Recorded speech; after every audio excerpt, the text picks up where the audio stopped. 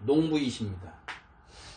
요한복음 15장 1절에 나는 참 포도나무요 내 아버지는 그 농부다, 이렇게 예수께서 말씀하셨습니다. 하나님에 대해서 성경에 정말 많은 기자들이, 많은 선지자들이 하나님에 대해서 이렇게 기록한 부분들이 있습니다. 하나님은 성실하신 분이시고 공의를 베푸시는 분이시고 또 우리를 사랑하는 분이시고, 이렇게들 많이 기록해 놨습니다. 그 부분들 우리가 읽고 성경을 읽으면서 그런 것들을, 하나님이 어떠한 분이신가에 대해서 관심을 갖는 거 굉장히 중요합니다. 이 세상의 어떤 진리나 교육을 받는 것보다 하나님이 어떠한 분이신가 아는 것, 그것이 영생이고 생명이 되는 겁니다. 성경에 나온 많은 하나님에 대한 이러한 말씀들 중에 예수께서 하신 말씀에 우리는 정말 귀를 기울이고, 왜냐면 예수께서 하신 말씀에 대해서 우리는 정말 깊게 그 말씀을 받아들여야 됩니다. 왜냐면요, 예수는 아버지를 보신 분입니다. 아버지 안에서 친히 하나님 아버지가 어떠한 분이신지 알고 이 땅에 오셨어요. 그래서 그만이 아버지를 보았기 때문에 하나님에 대해서 가장 완벽하게 설명해 주실 수 있고 우리에게 나타내 주실 수 있는 분은 바로 예수님입니다. 그래서 예수님의 제자가 빌립이 예수께 묻죠. 아버지를 우리에게 보여주소서. 왜? 예수께서 계속 아버지의 말씀을 하셨거든요. 요한복음을 읽어보면요, 요한복음에 아버지에 대해서 예수께서 말씀하시는 부분이 굉장히 많습니다. 그래 제자들이 그 말씀을 들으면서 궁금했겠죠. 그래서 아버지를 보여주소서 했더니 요한복음 14장에 예수께서 뭐라고 말씀하십니까? 나를 본 자는 아버지를 보았다, 이렇게 말씀하죠. 예수를 통해서만 우리는 아버지를 알 수 있고, 예수만이 아버지를 보았기 때문에 예수께서 아버지에 대해서 설명하시는 부분, 우리에게 말씀해 주시는 부분에 우리는 그 부분에 아주 집중적으로 귀를 기울이고 관심을 가져야 됩니다. 이게 성경을 푸는 핵심이에요. 많은 사람들이 성경을 읽으면서도 재미없고 또 성경을 읽으면 졸음이 오고, 저도 옛날에 그랬습니다. 이 역대상 같은 경우에 족보 나오는 책들 읽고, 또 레위기 같은 거 읽으면 법에 대한 이야기들이 나오죠. 이상한 단어들이 많이 나오고, 그러면 어렵고, 그래서 읽다가 한 2장 읽으면 못 읽겠어 하고 자고 그러죠. 이게 왜 성경이 안 들어오냐면요, 성경을 너무 어렵게 생각하기 때문에 그렇습니다.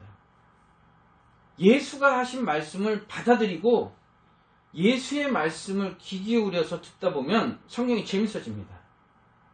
그래서 역대상 같은 경우에 족보 나오는 거는요, 그들이 그렇게 족보에 의해서 누구의 아들이고 누가 이렇게 나왔고 하는 것처럼 우리도 하늘에 내 이름이 그렇게 기록된다는 겁니다. 그 자기 이름을 찾아봐. 거기 정말 내가 시험 봤는데요, 예를 들어서 어떤 공무원 시험을 봤다. 그런데 지금은 뭐 합격 불합격을 바로 볼 수 있지만 옛날에는 큰 벽지에 몇 번 해갖고 이렇게 합격 불합격에 붙어 있었거든. 거기서 자기 이름을 찾는 것과 똑같은 겁니다. 정말 내가 관심이 있고 하늘나라에 내 이름이 기록되어 있는가 없는가, 그 족보를 통해서 찾아보는 겁니다.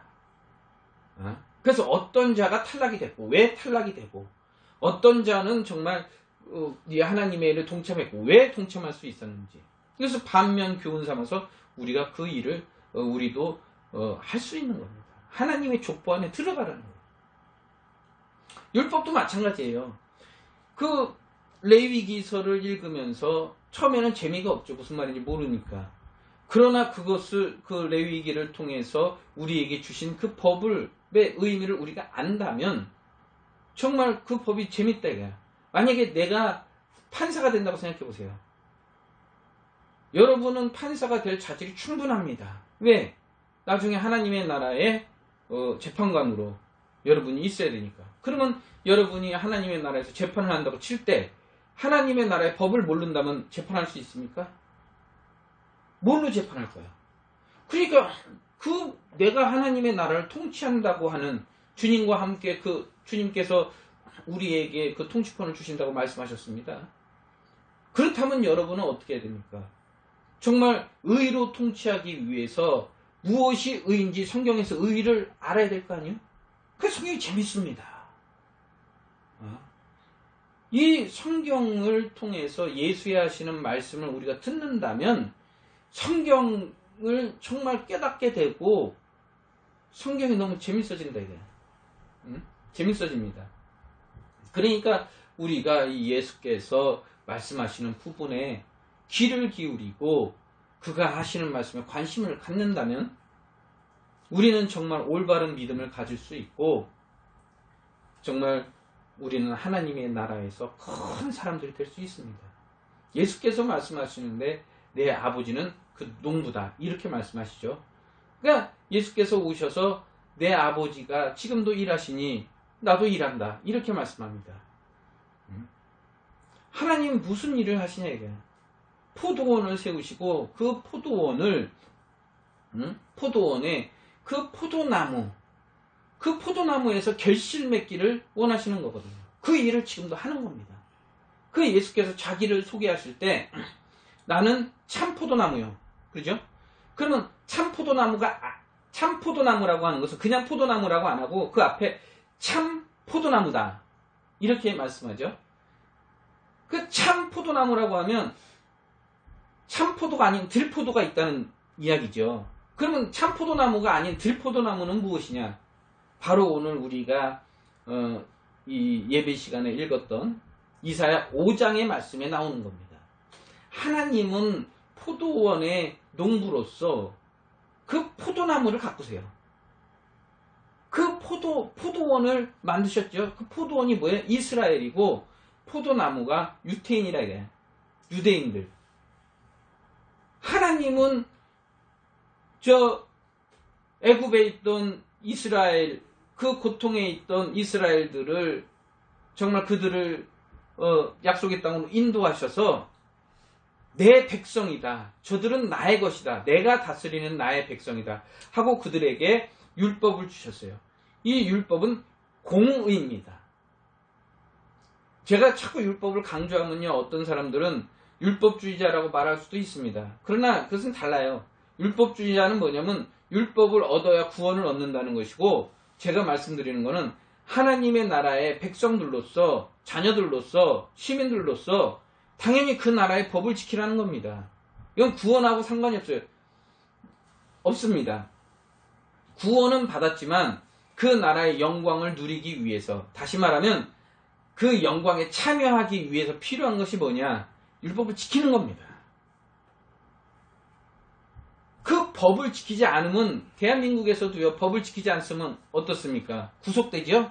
그 영광을 누릴 수 없습니다. 대한민국에 아무리 잘 살면 뭐합니까? 높은 빌딩에 올라가고 서울에서 부산까지 2시간 만에 가고 이런 것들 있으면 뭐합니까? 감옥에 갇혀 있으면 그 영광을 누리지를 못하지. 그와 같습니다.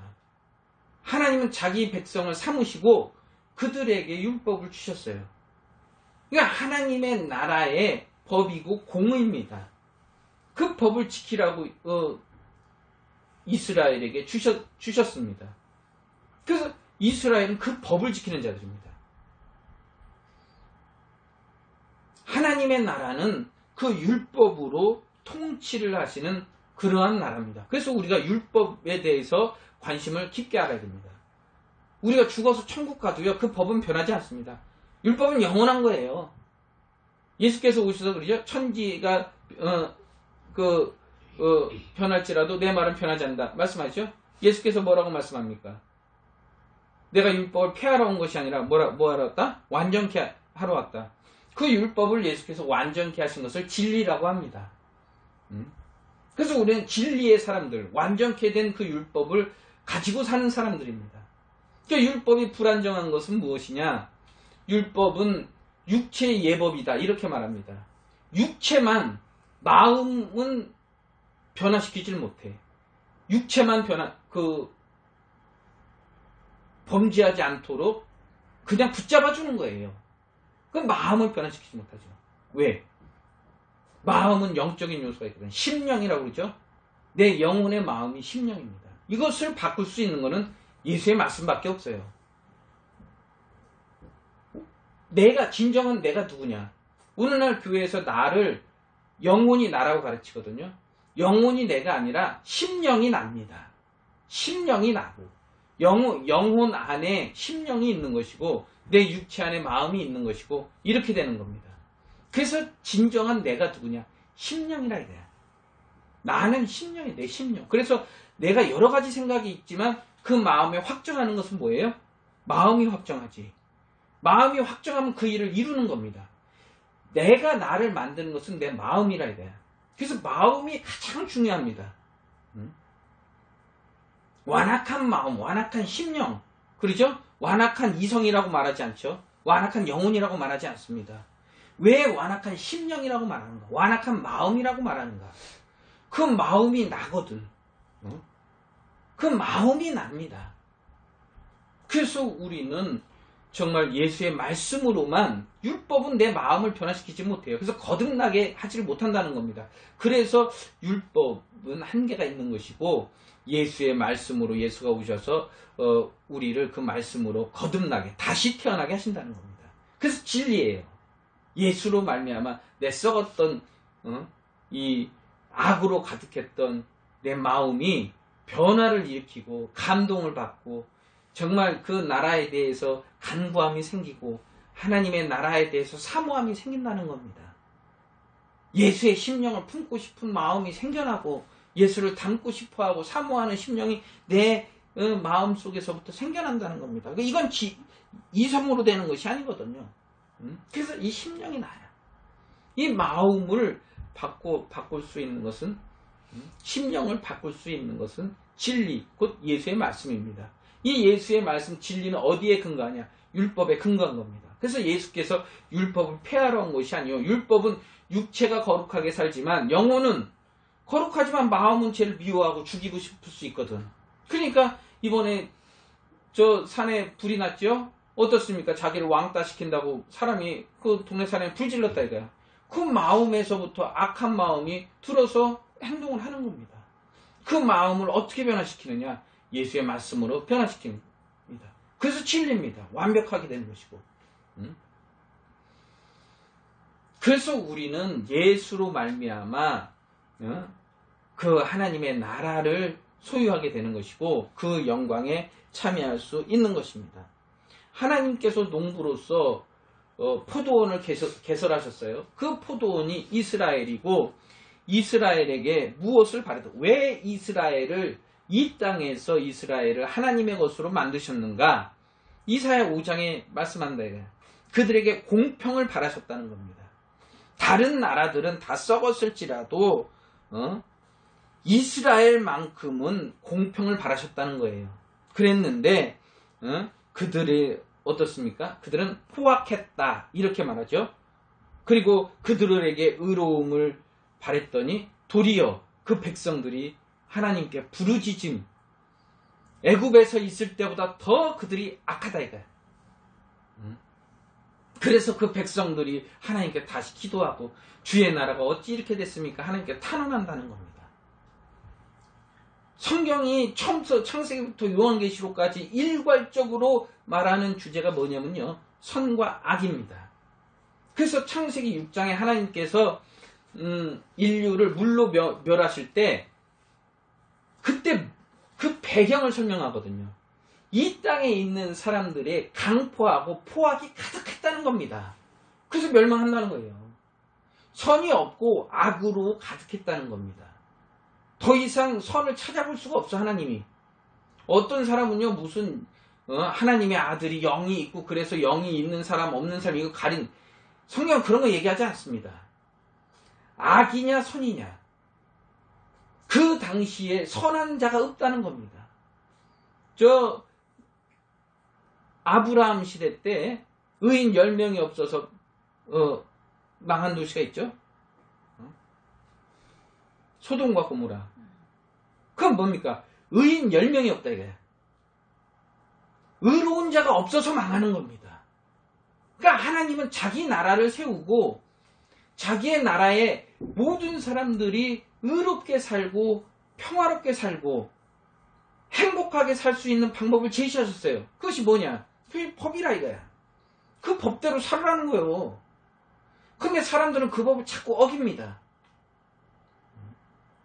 그래서 세상의 멸망은 뭐냐? 이 세상에 하나님의 뜻을 관심 있는 사람이 없다. 그럼 그게 끝나는 거예요. 하나님의 나라기 때문에. 그 이스라엘을 그렇게 하나님께서 불러서 약속의 땅에 들여보내셨습니다. 그러면서 그 조건이 뭐냐? 조건이 뭐냐? 그 약속의 땅에 살던 가나안 땅에 살던 사람들과 같이 그들과 같이 악을 저지르지 말라는 거예요. 악행으로 살지 말라는 겁니다. 그게 조건이에요. 그 땅을 주는 조건이 무엇이냐? 약속의 땅에 들어가는 조건이 무엇이냐? 약속의 땅에 있던 가나안 땅에 있던 사람들처럼 악행을 저지르지 않는다면 이걸 준다는 겁니다. 왜? 그들은 애굽에서 그러한 악한 에게서 통치를 받고 얼마나 그들이 불안해하고 정말 떨고 자녀를 낳았어도 빼앗기고 죽임을 당하고 그랬습니까? 그런 일이 발생하지 말아야 된다는 거예요. 하나님의 나라에서는. 그래서 공의고 정의입니다. 하나님의 나라는. 그래서 이스라엘을 세웠더니 유대인들에게 그것을 바랬더니 유다가 더한다 이거야. 그래서 그들이 어떠한 악을 저질렀느냐? 뭐 사람을 죽였다 이런 것이 아니라 지금 이사야가 쓴 글에 뭐예요? 가옥에 가옥을 더하고 전토에 전토를 더하고 그러죠?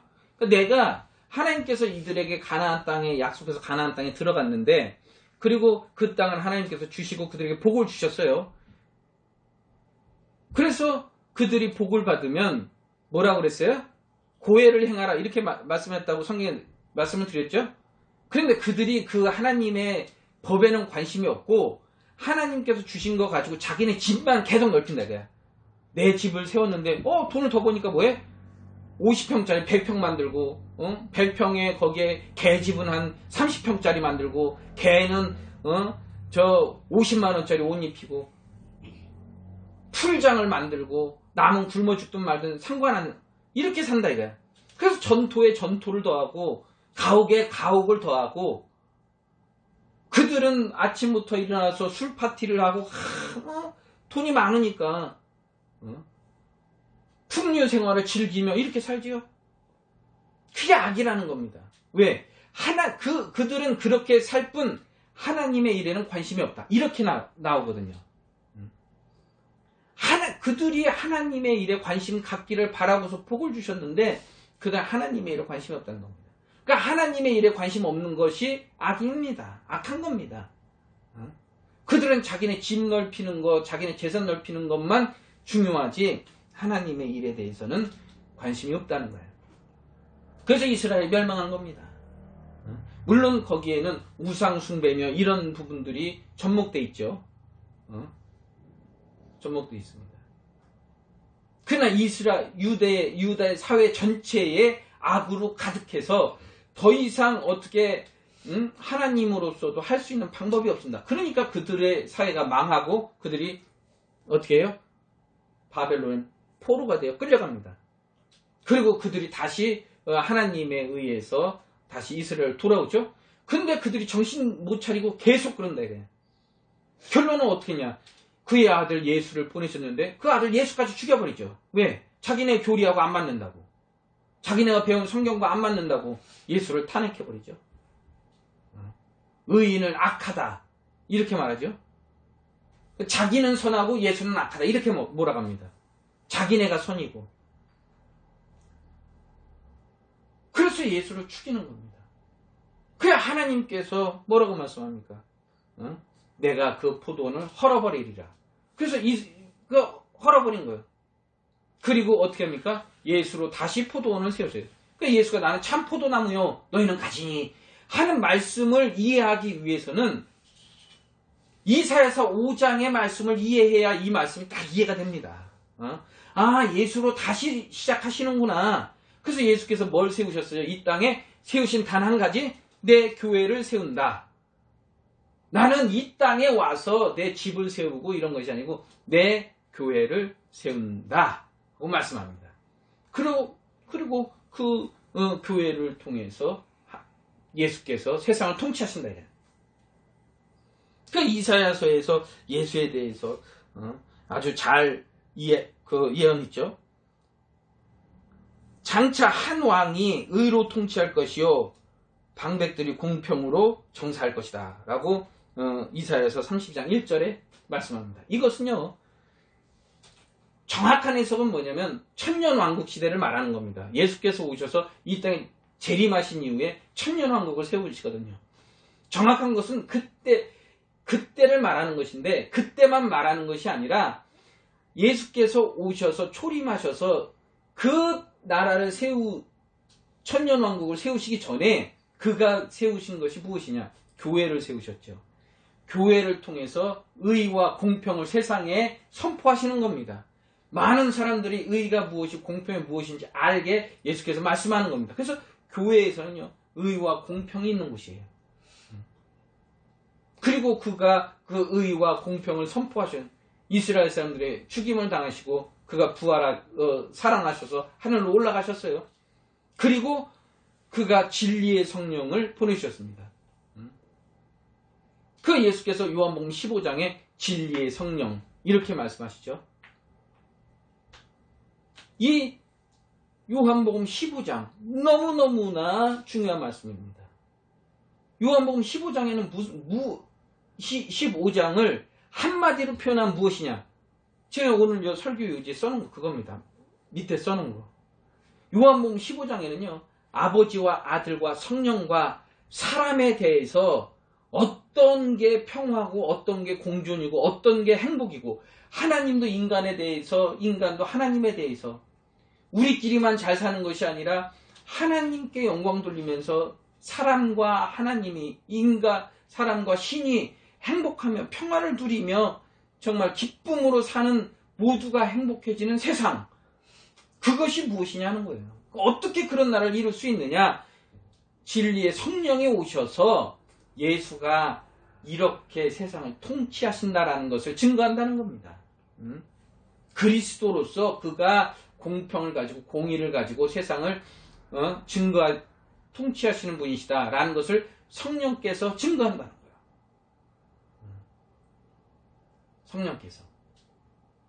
그 성령이 안 계시면 예수께서 하셨던 말씀을 오늘날까지 우리가 이 말씀을 그대로 예수의 말씀으로 받아들일 수가 없어요. 감동이 없습니다. 알게 하실 수가 없습니다. 그러니까 성경을 아무리 읽어도 성경이 무슨 말인지 이해가 안 되죠. 그러니까 보세요. 내가 어제도 이렇게 인터넷을 보면서요. 어떤 사람이 질문한 내용을 잠깐 봤습니다. 지식이네. 그랬더니 창세기 1장에 우리가 우리의 모양을 따라 사람을 만들되 남자와 여자로 만든다. 이렇게 하는 말씀이 나와요. 그랬더니 우리의 형상과 모양, 남자와 여자. 그러니까 하나님은 남자와 여자가 있다. 이렇게 주장하는 거예요. 그래서 어머니 하나님이 누구냐? 하나님의 교회 그거라는 거예요. 그 어머님 하나님이래. 응? 그러니까 성경을 읽어도요. 진리의 성령이 없으면 그래. 하나님이 우리의 형상인데 남자와 여자로 했으니까 하나님은 남자와 여자로 공존한다는 거예요. 예수께서 뭐라 그래요? 우리가 죽은 이후 부활 이후에는 남자와 여자 이런 어떤 성이 없다는 겁니다. 천사와 같다. 천사는 성이 없거든요. 왜 성이 없느냐? 왜 남성 여성이 없느냐? 하나님이 왜 남성 여성이 없느냐? 남성 여성이 있는 건 뭐예요? 생육하고 번성하기 위해서 남자와 여자를 만드신 거야. 이 땅에서 예수가 사람으로 오시는 길을 마련하기 위해서 남자 여자를 만든 겁니다. 그러니까 그걸 모르니까 우리가 우리의 모양을 따라 우리가 사람을 만들고 그러니까 하나님은 남자 하나님이 있고 여자 하나님이 있다. 그 교회가 얼마나 큽니까? 새가 얼마나 엄청납니까? 그 다 아멘하고 다 글로 간다 이제. 또 저기는 신천지 거기는 내가 보혜사다 하니까 다 아멘 하고 또 글로 가고 14만 4천 안에 무슨 파 이거 하고 있어. 그러니까 성경을 읽어도요, 진리의 성령이 내 안에 들어와 있지 않으면 성경을 이해할 수가 없는 겁니다. 예? 정말 박사학위 받고 세상에서 우리가 예전에 다녔던 교회도요, 그 교회 수재들이 서울대 나온 사람들 얼마나 많습니까? 그래도 그들이 성경을 이해하지 못하고 다 그런 오류에 다 빠져있죠? 왜 그러느냐? 성령의 인도를 받지 못하기 때문이거든요. 성령이 오셔서 무엇을 하시는가에 대해서 예수께서 말씀하셨습니다. 성령은 예수를 증거한다. 장차 그 예수께서 오셔서 진리로 세상을 통치하실 것이요, 그의 방백들이 그것을 통해서 세상을 통치한다 하는 것을 성령이 가르치신다는 거야. 그래서 그 나라, 기도에 예수께서 말씀하죠. 나라가 임하오시며 이것을 기도하라. 하나님의 나라가 이 땅에 임하기를 기도하고 오늘도 그의 나라 안에서 내가 살기를 기도하라는 겁니다. 그의 나라. 그래서 예수께서 뭐라고 말해요? 먼저 그의 나라와 그 의를 구하라. 그렇게 말씀하죠.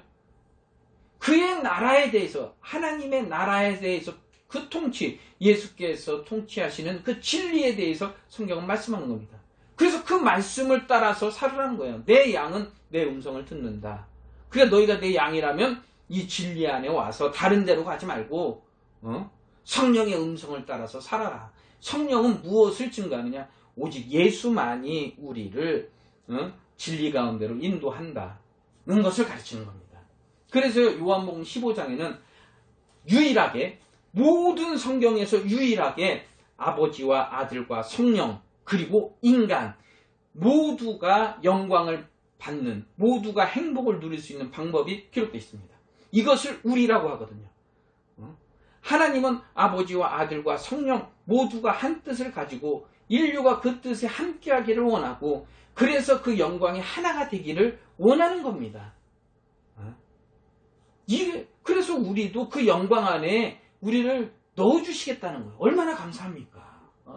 하나님의 영광 안에 우리를 정말 끼워주신다는 거, 그 안에 참여할 수 있게 하신다는 거, 얼마나 감사합니까? 하나님과 불화하지 않고 대적하지 않고 하나님을 꺾어 이기려 하지 않고 우리가 하나님과 함께 공존하면서 살아갈 수 있는 행복과 번영의 시대를 만든다는 겁니다. 누가? 예수가. 거기에 우리를 초대한다는 거예요. 그래서 예수의 통치를 받고자 한다면 오라는 겁니다. 누구든지. 공평과 정의가 무엇인지 알기를 원하고 정말 행복하기를 원하는 사람은 누구든지 오라는 겁니다. 예수의 그늘로. 성령은 이것을 말하는 겁니다. 우리도. 그러니까 교회의 존재의 목적이 무엇이냐? 예수께서 의의 왕이요, 평강의 왕이요, 우리를 다스리는, 우리를 행복 가운데로, 공평 가운데로 인도하실 분이시다라는 것을 우리가 정말 가지고 사는 것입니다. 그 약속을 가지고 사는 것이고, 그러니까 우리가 뭐예요? 우리가 공평을 하는 겁니다. 정의를 실현하는 겁니다. 이 세상에서 정의가 없죠. 세상은 속임만 있고 악함만 있습니다. 우리에게 해가 있을지라도 우리는 진리를 위해 사는 겁니다. 그래서 예수께서 뭐라고 그래요? 나를 위해 핍박을 받는 자 복이 있다, 이렇게 말하죠. 예수의 말씀을 가지고 그것이 핍박이고 어려움이 온다 할지라도 우리는 그걸 지키는 거야. 그게 신앙생활입니다. 그게 신앙생활이에요. 그래서 우리는 이 보혜사께서 성령으로 오셔서 정말 예수께서 그리스도이심을 증거하셨으니 우리도 예수가 그리스도임을 증거하는 겁니다. 우리의 증거가. 그래서 예수 안에 들어오는 자들, 나는, 더 깊게 말하면 나는 의와 공평을 가진 사람이다. 나는 세상과 다르다. 나는 의와 공평을 가진 사람이다. 라는 것을 보여주는 거예요. 의와 공평. 그리고 우리 교회는 의와 공평이 있는 교회다. 그러니까 너희 다 이 가운데로 와서 우리와 같이 생활하자 하는 것을 나타내는 겁니다. 이게 교회입니다. 이게 교회입니다.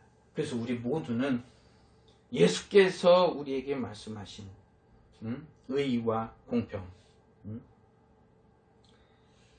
그의 가지로서 그 열매를 맺으실 수 있는 우리 예수님의 교회 성도들 되시길 예수 이름으로 축원합니다. 그래서요, 한 가지만 더 제가 말씀을 드리면요, 이스라엘은 뭡니까?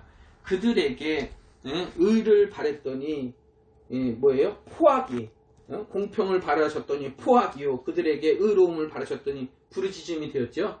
교회에게 뭐를 바라세요? 교회에게 의를 바라신다 이거야. 교회에게 공평을 바라셨더니 교회가 포악해지면 안 됩니다. 그러면 교회가 필요 없다는 거야 하나님에게는. 그리고 다시 교회에게 무엇을 하나님께서 바라십니까? 의를 바라시죠. 그 예수가 의의 왕이요 평강의 왕이요 공평하신 분이시다라고 요한일서 2장 1절에 말씀하고 우리는 그의 열매가 되는 것입니다.